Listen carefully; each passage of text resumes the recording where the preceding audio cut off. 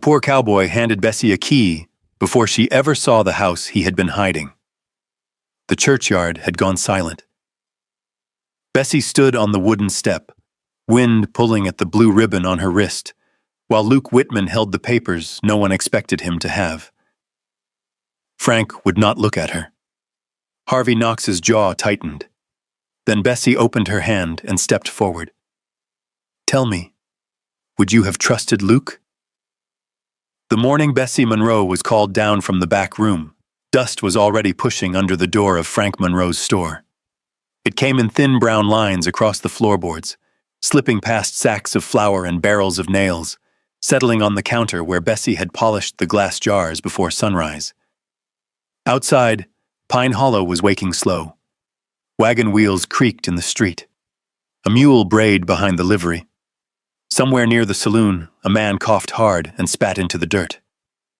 Bessie wiped her hands on her apron before she stepped into the room behind the store. She still had a needle mark in her thumb from the dress she had finished for Ellen the night before. A neat blue dress with the hem turned twice because Ellen said decent women did not walk around looking unfinished. Bessie had sewn it by lamplight until her eyes burned. Then she had folded it over a chair and gone to bed without supper. Now Ellen Monroe stood near the window wearing that same dress. Frank sat at the pine table with his hat off and his mouth tight. There was a paper in front of him. Beside it lay an ink bottle, a dull brass pen, and a receipt with the saloon stamp pressed crooked in the corner. Across from him sat Luke Whitman. Bessie knew him the way everybody in Pine Hollow knew him. A quiet cowboy with a gray horse, a coat too worn at the elbows, and boots that looked like they had crossed half the territory. Men at the feed store laughed when he passed. Women lowered their voices and said he worked where he could, slept where weather let him, and owned little more than his saddle. He did not look like a man who had come to buy anything. But when Bessie stepped into the room, Frank would not meet her eyes. That was when she knew. Ellen folded her arms. The window rattled behind her as a gust came through the alley. "Stand straight," she said. Bessie did, not because Ellen told her to, but because bending had never helped her. Frank cleared his throat. "The debt has come due." Bessie looked at the paper. She could see the number even from where she stood. $350. The ink sat dark and ugly on the page. Frank tapped one thick finger beside it. Feed account. Store credit. Saloon note. Interest besides. He swallowed, then reached for his coffee cup, though it was empty. "Mr. Whitman has agreed to settle it." Bessie did not move. The room seemed to narrow. The walls drew close, the smell of coffee grounds, lamp oil, and old tobacco pressed against her throat. "Settle it how?" she asked. Her voice came out calm. Too calm, maybe? Ellen glanced at her as if she had expected tears and was irritated not to find them.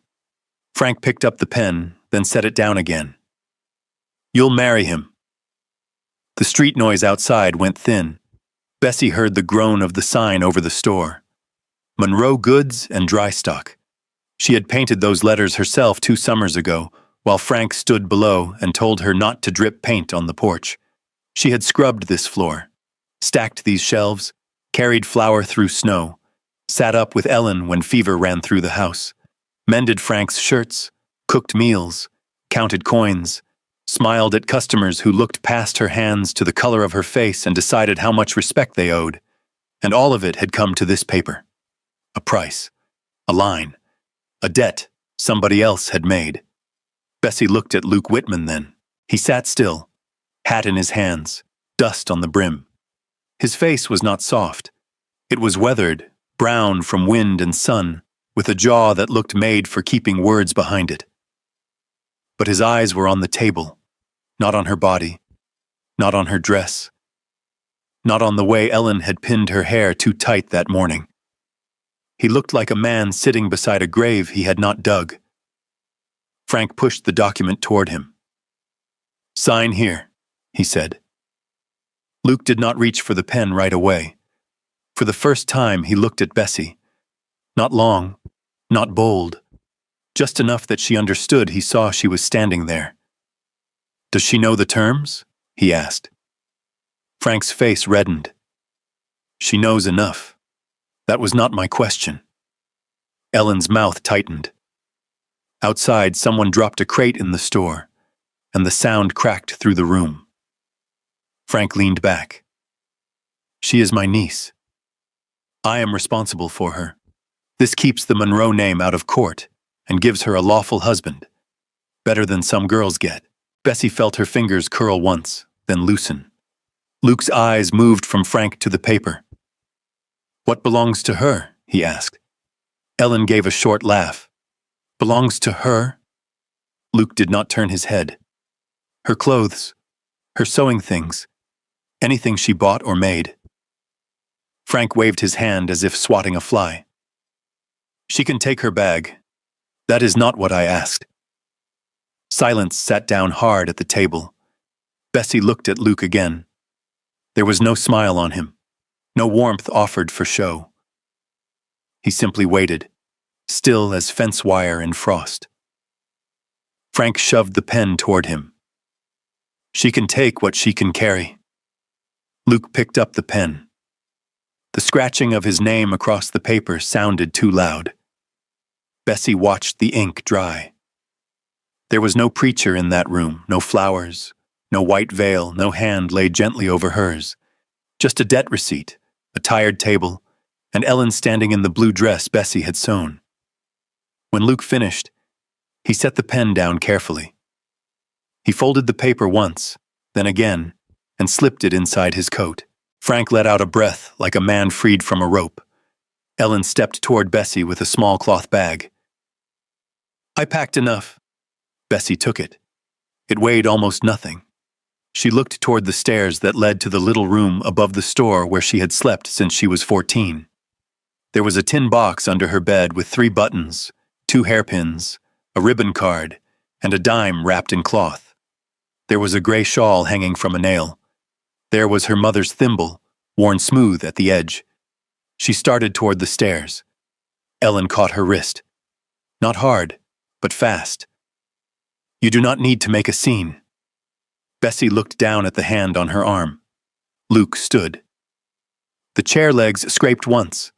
Ellen let go. He did not speak to her. He did not need to. Bessie went upstairs. The room was cold, even in daylight. She packed the tin box, the shawl, the thimble, and a folded work dress with a patched sleeve. She paused beside the bed and ran her fingers once over the quilt. She had made it from scraps no one wanted. Brown, cream, dull red. Nothing pretty from far away, but strong when held close. She left it. Downstairs, Frank had opened the front door. A few people had gathered outside, pretending to study the barrels of apples near the porch. Mrs. Vale from the boarding house. 2 boys from the livery. Old Mr. Pritchard with his pipe cold in his teeth. News traveled fast in Pine Hollow, especially when it was not kind. Luke's wagon stood in front of the store. Plain wood. Iron-rimmed wheels. A gray horse hitched steady between the shafts. The horse turned its head when Bessie came out, one ear flicking toward her. Luke lifted her small trunk into the back. He did not offer his hand right away. He looked at the wagon step, then at her, as if giving her time to choose how to climb. When she reached for the side rail, he only stood close enough to catch her if she slipped. She did not slip. Ellen came to the doorway and folded her arms over that blue dress. Frank stayed inside the shadow of the store. Bessie sat on the wagon seat with the cloth bag in her lap and her spine straight. She did not look back at the upstairs window. She did not look at the porch. She fixed her eyes on the road beyond town, where the dust rose pale under the morning wind. Luke climbed beside her and took the reins. As the wagon started forward, a woman's voice drifted from near the apple barrels. "Poor thing.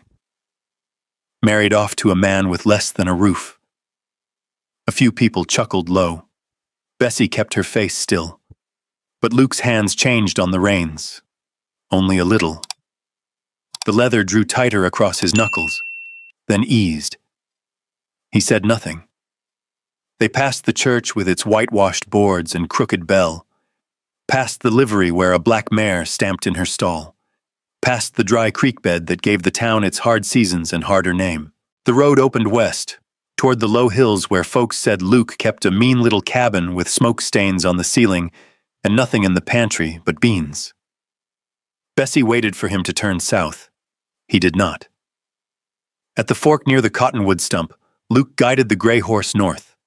The wheels left the main road and took the narrow stone track toward Red Butte. Bessie turned her head. "That is not the cabin road," she said. Luke looked ahead, the wind pulling at the brim of his hat. "No," he said. The wagon climbed toward the dark cut between the hills, where pine shadows gathered and the town disappeared behind them, one roof at a time. For a while, Bessie kept her eyes on the road behind them. Pine Hollow shrank into a strip of pale boards and chimney smoke.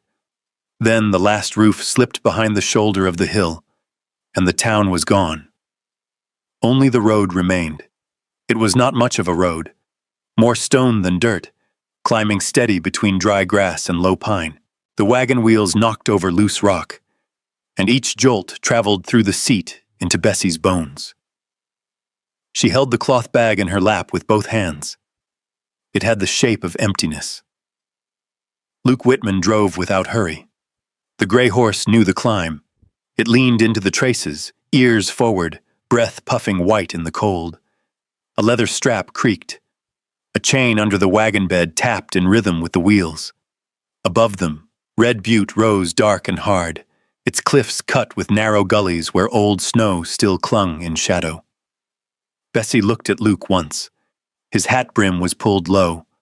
Dust from town still sat on the shoulder of his coat. There was a tear near the cuff of his sleeve, stitched with black thread by a hand that knew function better than beauty. Nothing about him explained this road. She had heard of his cabin. Everybody had. A slant roof thing south of the creek, folks said. One room. Bad stove. No proper window.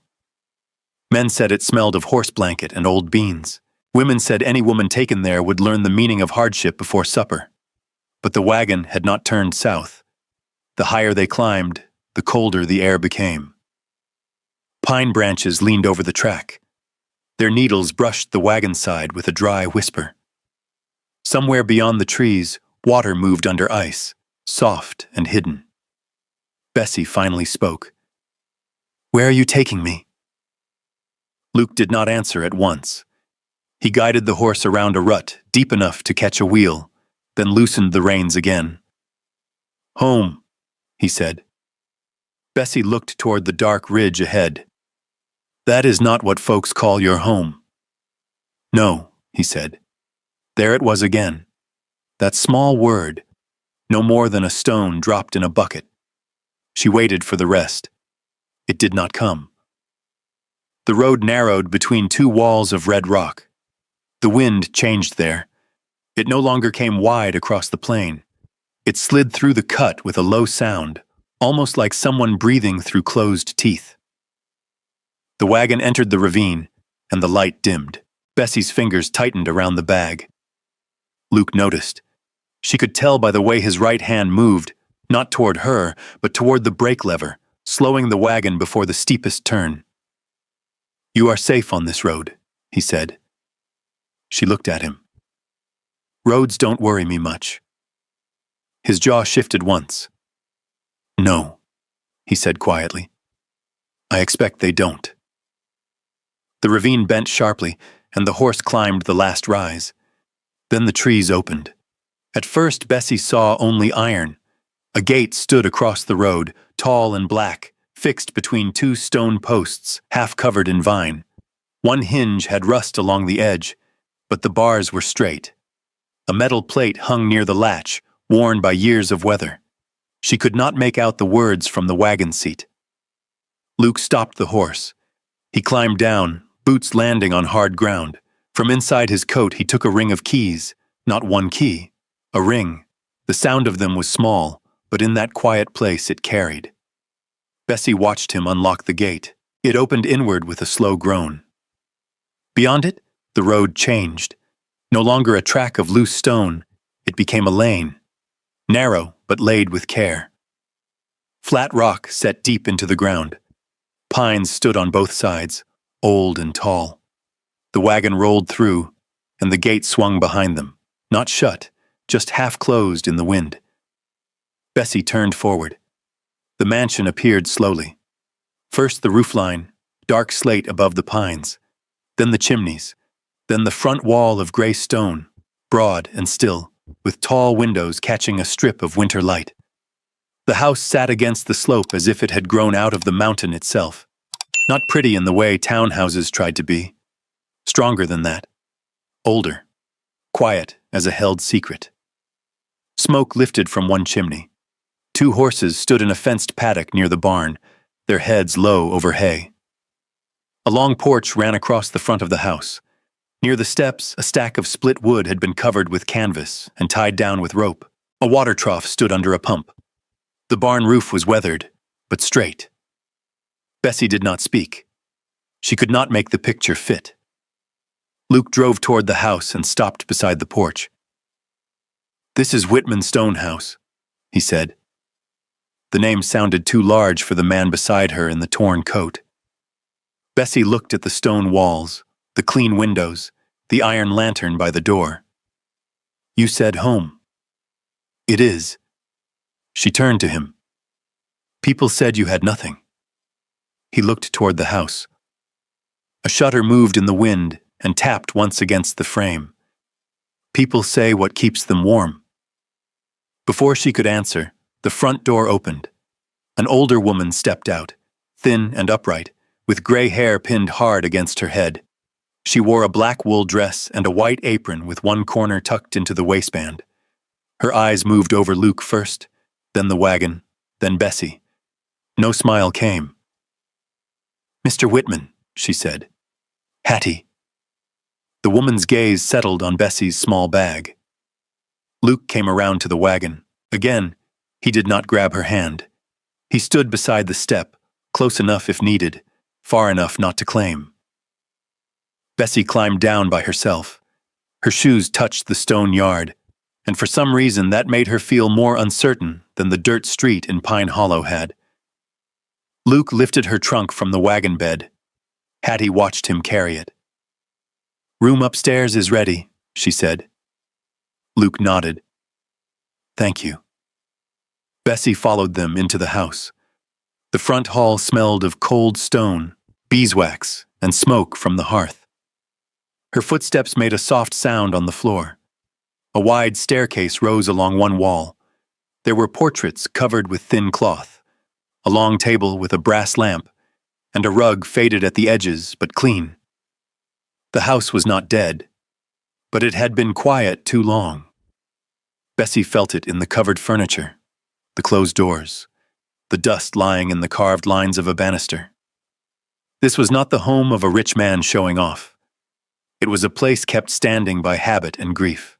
Luke carried her trunk upstairs. She followed, one hand skimming the rail without meaning to. The wood was smooth under her fingers. At the end of the hall, he opened a door. The room inside was small compared with the rest of the house, but larger than any room she had ever had to herself. A narrow bed stood against the wall with a wool blanket folded at the foot. A wash basin sat on a wooden stand. There was a pitcher, a clean towel, a chair, and a window looking down across the valley where pines thinned into pale grass. Luke set the trunk at the foot of the bed. On the table beside the basin lay a key on a folded white cloth. Bessie looked at it. Luke saw where her eyes had gone. "The lock works from inside," he said. "No one enters unless you say." Hattie made a small sound in the hallway. Not quite disapproval, not quite surprise. Luke did not look back at her. Bessie stood beside the bed with her cloth bag still in her hands.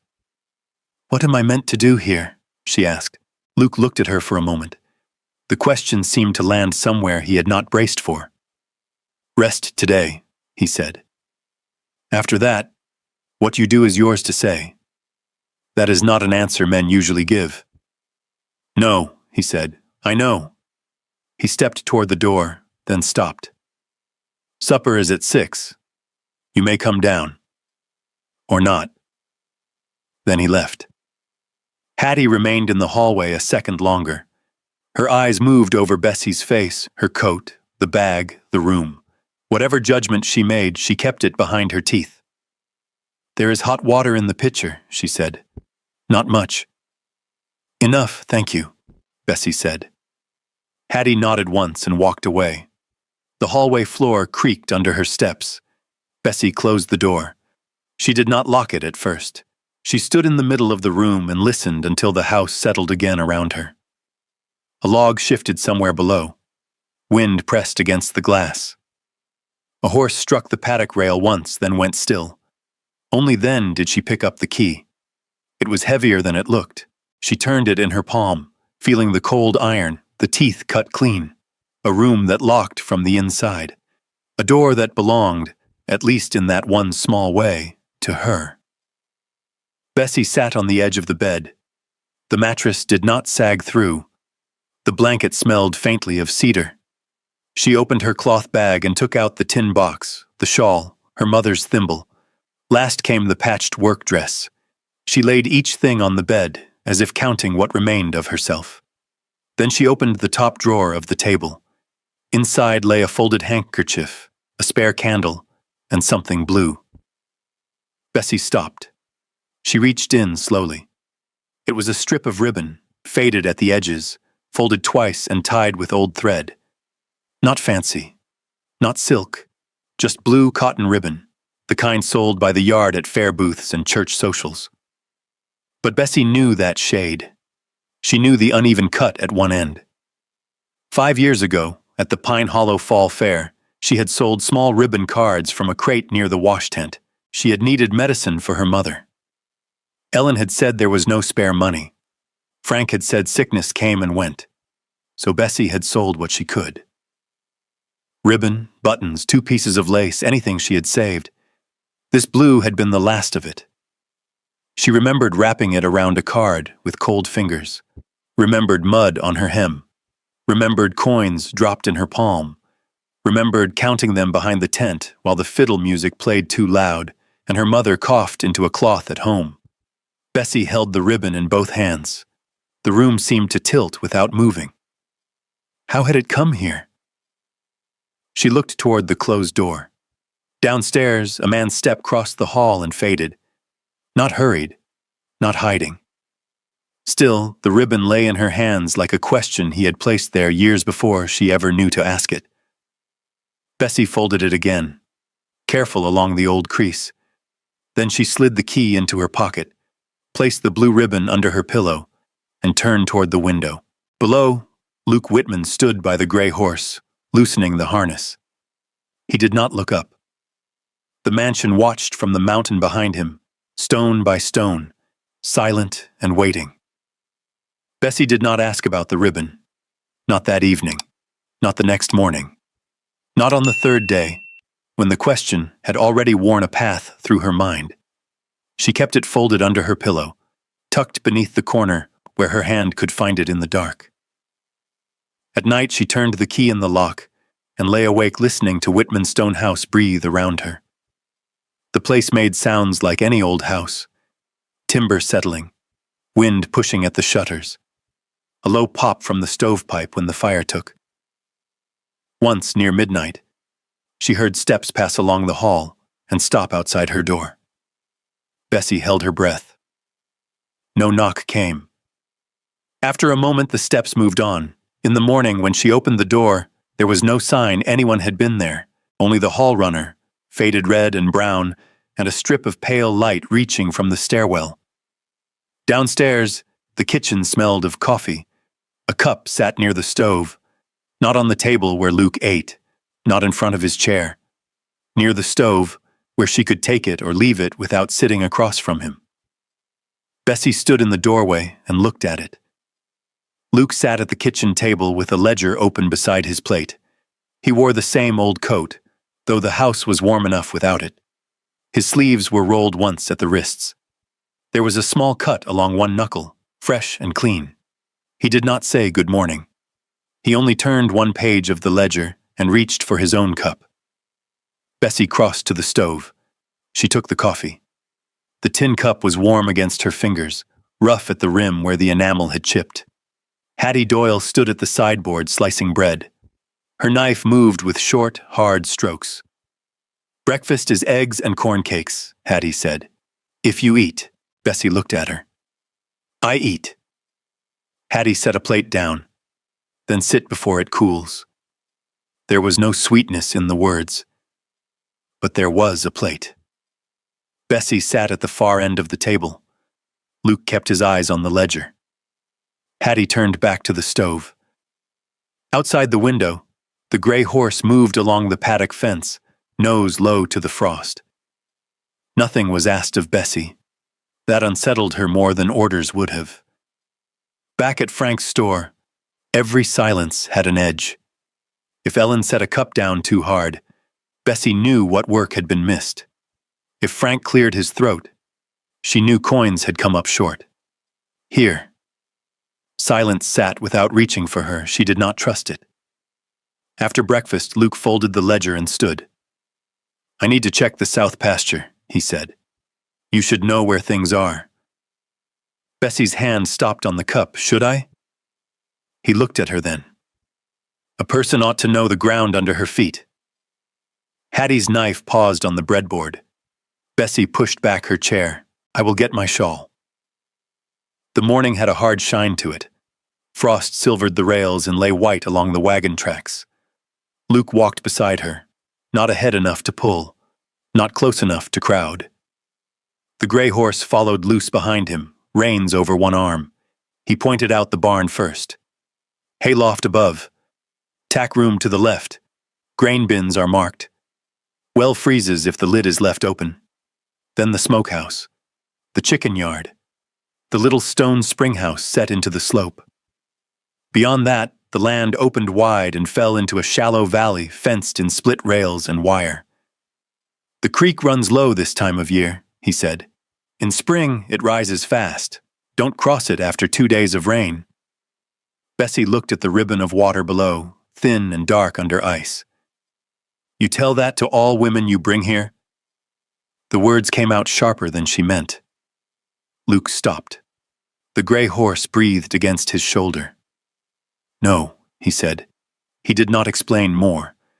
That made her wish she had not spoken. They walked on. Near the lower paddock, a black mare stood alone, head high, ears pinned back. Her coat caught the light like wet coal. When Luke came near, she stepped away, dragging one hind foot just enough for Bessie to notice. Bessie slowed. Luke saw her looking. "She does not like strangers," he said. "She favors the left hind." He turned to the mare, then back to Bessie. "You know horses?" "I know hurt when it tries not to show." The mare shifted again, tail flicking. Luke went to the fence and rested one hand on the top rail. He did not whistle, did not reach, just stood there, quiet. After a time, the mare's ears came forward a little. "Name's Juniper," he said. "She caught wire before I bought her. Gus says she was never right after." Bessie moved closer to the fence, slow enough that the mare did not step off. "Wire cut can heal outside and pull wrong underneath," she said. "Needs salve. Maybe warm cloth if she lets you close." Luke looked toward the barn. On a shelf in the tack room was a small brown jar, a roll of clean cloth, and a bucket with a bent handle. He brought them back and set them on the rail. Then he stepped away. Bessie looked at him. "You are not going to tell me how?" "No."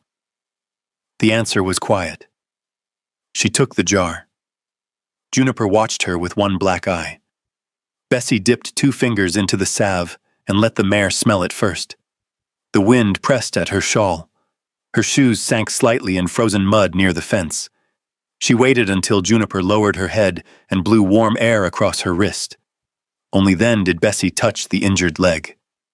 The mare flinched. Bessie stopped. "That's right," she murmured. "You can say no."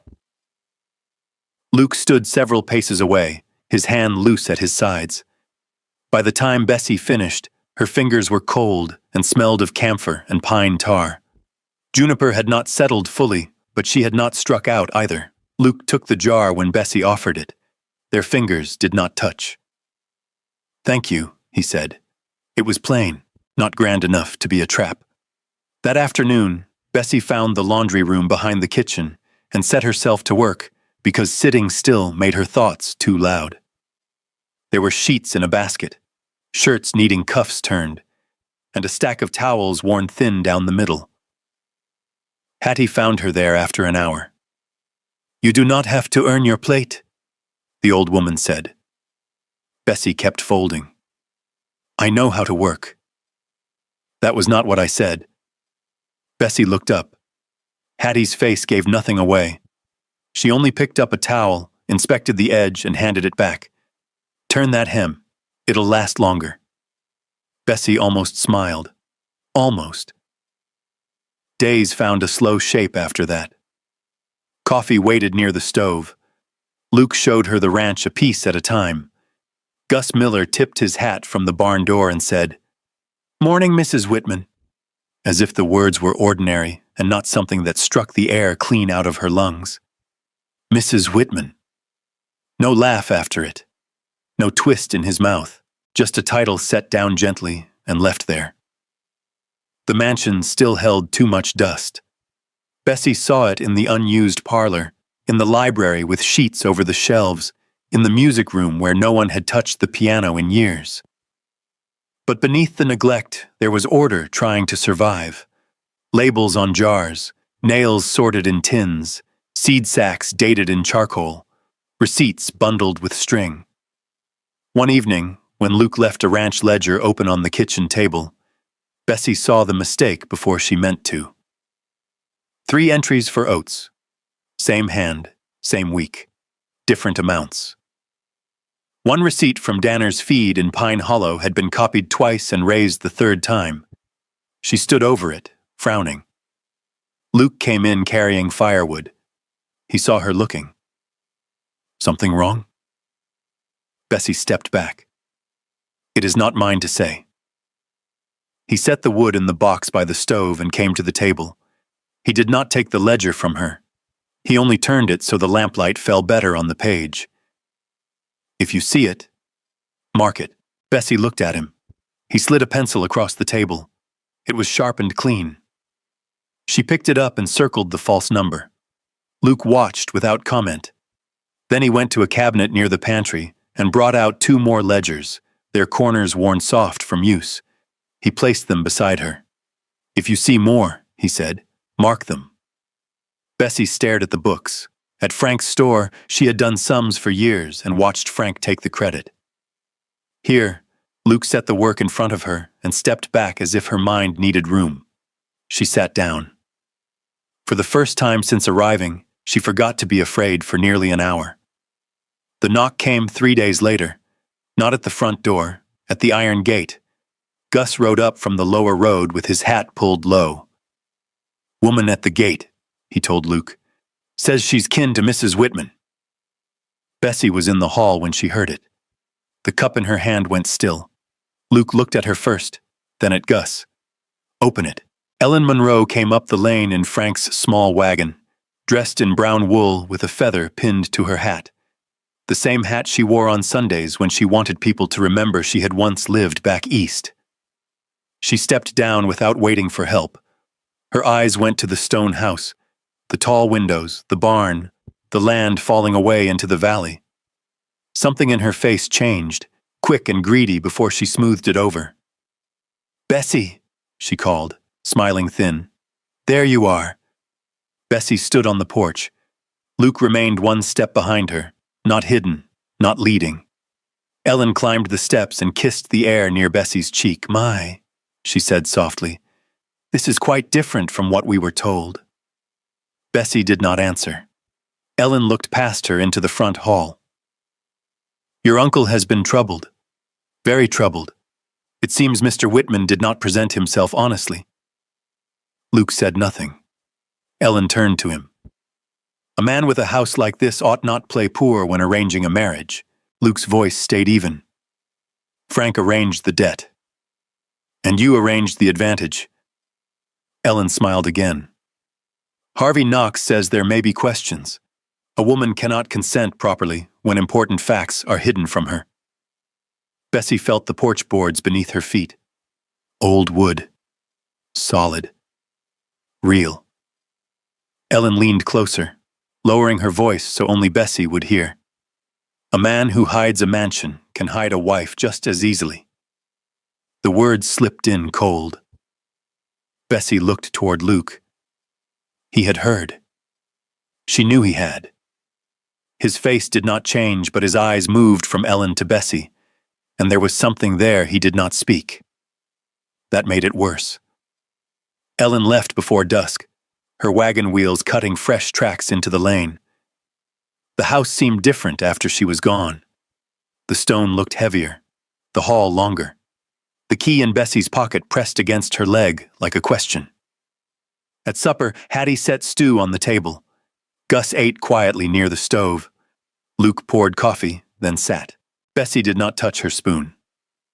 After a long moment, she reached into her pocket and laid the room key on the table. The small iron sound stopped every hand in the kitchen.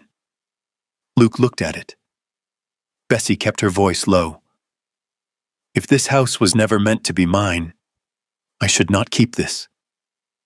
No one moved. The lamp flame bent once in the draught, and the key lay between them, dark against the worn pine table. Luke looked at the key a long time. Bessie waited for him to take it.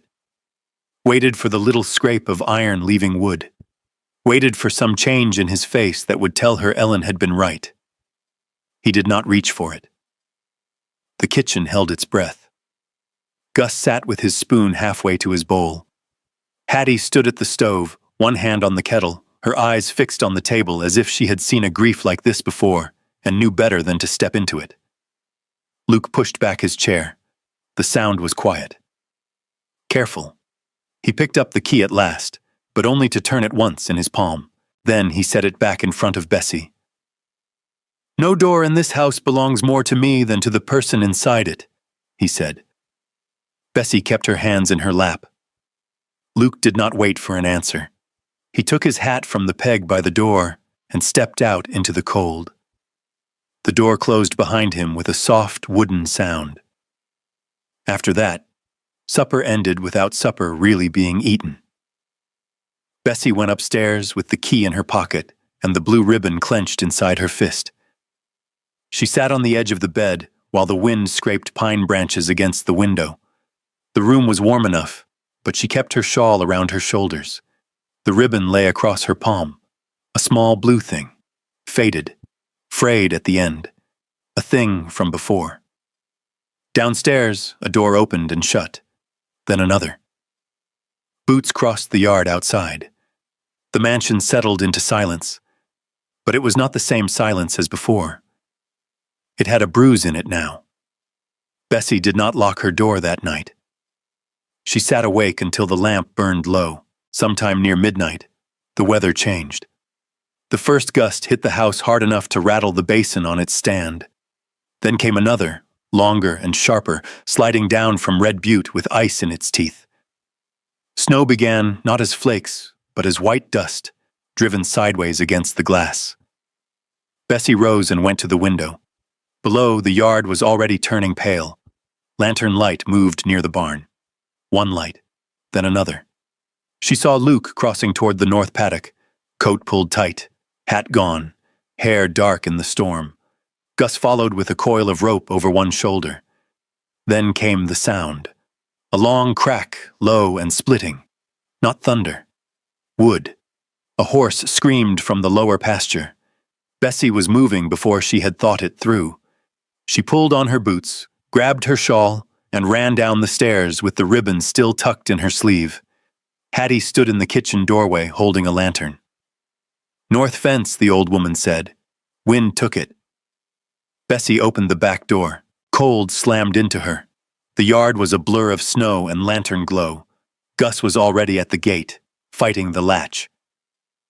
Luke had a rope in his hands and was moving toward the dark shapes bunching near the broken fence line.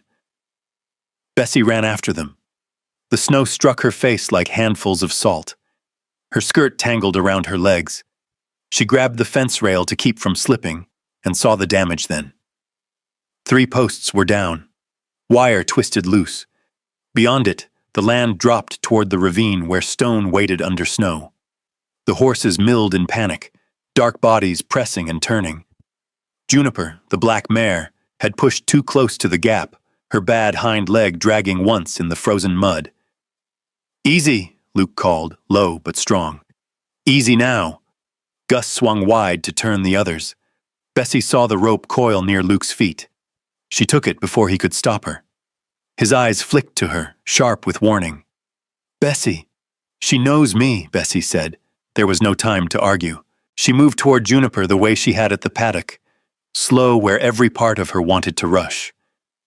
The mare tossed her head, eyes bright with fear.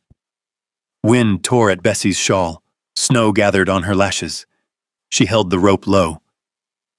"That's right," she murmured. "I see you." Juniper stepped sideways. One hoof slipped near the edge. Luke moved, but stopped himself. Bessie saw it, saw the restraint cost him something. She reached the mare's shoulder and laid one hand flat against the wet coat. Juniper shook under her palm. "Not from cold alone." "I know," Bessie whispered. "I know." The mare blew hard, breath hot in the storm. Bessie slipped the rope over, not tight, just enough. Luke came in then, careful and quick, taking the far end without touching Bessie's hand. Together they eased Juniper back from the broken place. For one breath, it held. Then the wind hit again. The loose wire snapped against the post with a hard singing sound. Juniper reared back. Bessie lost her footing and went down into the snow, one hand striking frozen ground, the rope burning across her palm. Luke caught the rope before the mare could bolt. Gus shouted from the dark, turning the rest of the horses toward the barn. Bessie pushed herself up, but her hand slipped. Blood marked the snow in a thin red smear. Luke was there at once. He caught her by the arm, lifted just enough to help her stand, then let go the moment her feet were under her. His breathing was hard. His eyes went to her hand. "May I see?" The storm roared around them. Bessie looked at him. No man in Frank's house had asked before taking. Not a cup, not a coin. Not an hour of her sleep. Not the use of her hands. Luke stood in the snow with his coat half open, rope cutting into one glove, waiting. Bessie held out her hand. He took it gently, turning it toward the lantern light Gus had set on a post. The cut was shallow but raw, crossed by rope burn. Luke pulled a clean folded cloth from inside his coat. It was dry because he had kept it close to his chest. He wrapped her palm without tying too tight. "You should go in," he said. "So should you." A brief look passed between them. Not a smile. Not yet. But something tired and human. They got the horses into the barn before dawn. By then, the worst of the wind had passed, leaving the world white and stunned. Gus stayed to nail a temporary brace across the broken stretch. Hattie had coffee ready when Bessie and Luke came in through the kitchen door, their coats stiff with snow. Bessie sat by the hearth with the wrapped hand in her lap. Luke stood near the mantel, looking at the fire. For a long while, neither spoke. Then he said, "I should have told you." Bessie did not look up. "About the house?" "About the ribbon." The fire shifted. A coal broke apart, sending sparks up the chimney. Bessie slowly drew the blue ribbon from her sleeve and laid it across her knee. Luke's gaze dropped to it. "I bought it 5 years ago," he said. His voice was lower than usual. Rougher. "At the Pine Hollow Fair. You were selling bits of ribbon from a crate near the wash tent. I remember the mud that day. I remember you had one glove and one bare hand." Bessie's fingers closed on the edge of the chair. Luke looked into the fire, not at her, as if that made the truth easier to set down. A man near the stalls dropped coins at your feet, like he was doing you a favor. You picked them up, gave them back, and sold the ribbon to a boy instead. You stood there with mud on your hem, and did not let that whole town bend your back. Bessie remembered the man, the smell of whiskey, the laughter near the cider barrel, her mother coughing at home with no medicine left. She looked at the ribbon. "I needed 2 more dimes," she said. "I know." Her eyes lifted. Luke swallowed once. "I heard later your mother was sick. I kept the ribbon because I could not forget the way you stood there." He paused. "When Frank started asking around about settling his debt, I heard who he meant to hand you to." The room seemed to quiet around his words. "Who?" Bessie asked. Luke's face hardened, but his voice stayed careful. "A saloon owner out by Rock Springs. Old man. Mean reputation. Enough money to make Frank stop asking questions." Bessie's bandaged hand went cold. Luke finally looked at her. "I got there first," he said. "That is the truth of it. I signed because I knew what would happen if I did not." Bessie stood. The ribbon slipped from her knee to the floor. "You decided for me." Pain moved across his face, quick and gone. "Yes," he said. "I did." She had expected defense. Maybe anger. Maybe a reason polished smooth enough to shine. But Luke only stood there and took the weight of it. "I told myself it was better than the other choice," he said. "Maybe it was. But it was still a choice I made before you had the chance." Bessie bent and picked up the ribbon. The fire warmed one side of her face. The other stayed cold. "Why hide the house?" "Because if I came as the owner of Whitman Stone House, Frank would have raised the price. Harvey Knox would have put his hand into it. Ellen would have smiled and called it fortune." Luke looked down at his open hands. "And you might have thought I bought you twice." Bessie had no answer for that.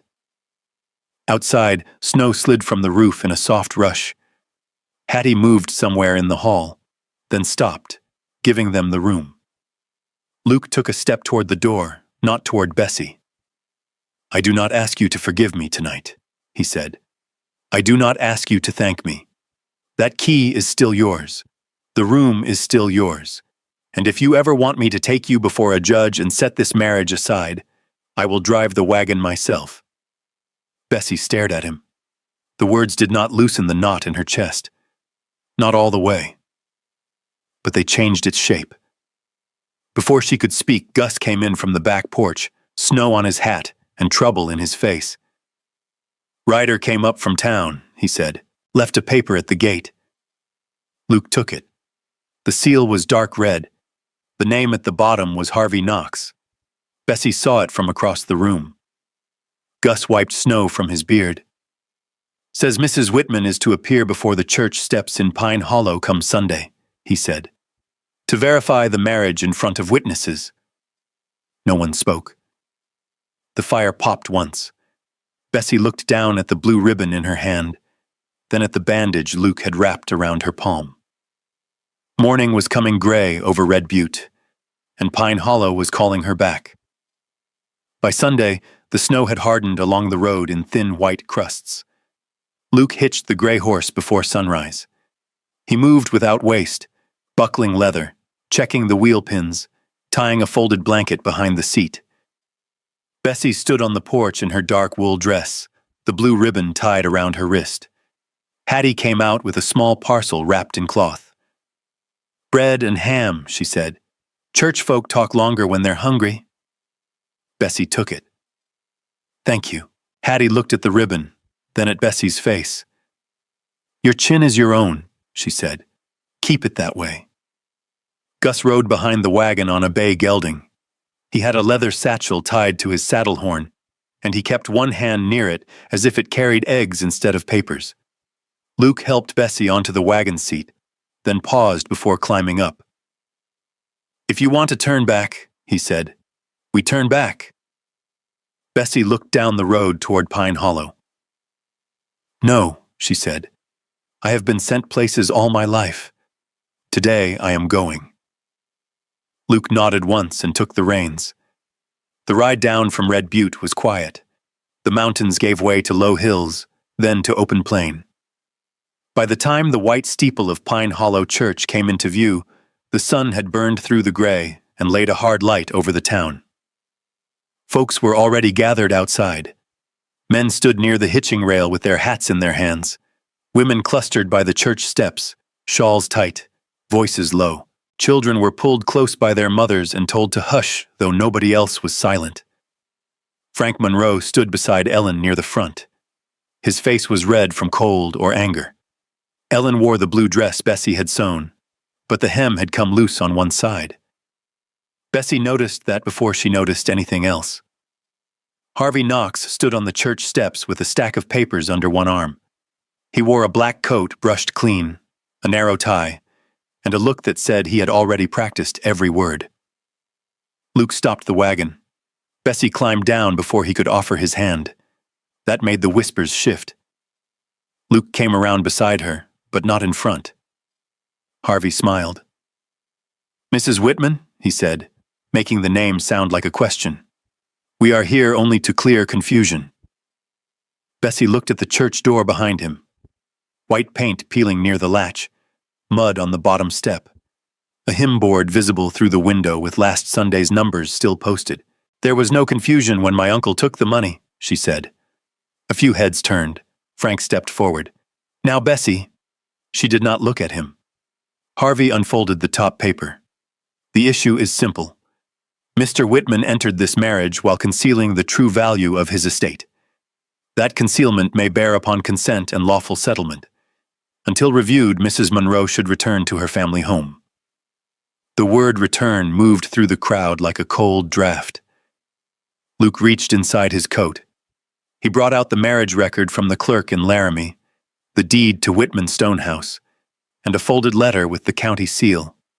He held them ready, but Bessie put one hand over his wrist, not to stop him forever, only to stop him first. Luke looked at her. She stepped onto the bottom church step. The boards creaked under her shoes. The blue ribbon at her wrist lifted in the wind. "I was forced once," she said. Her voice did not ring. It did not need to. The yard had gone still enough to carry it.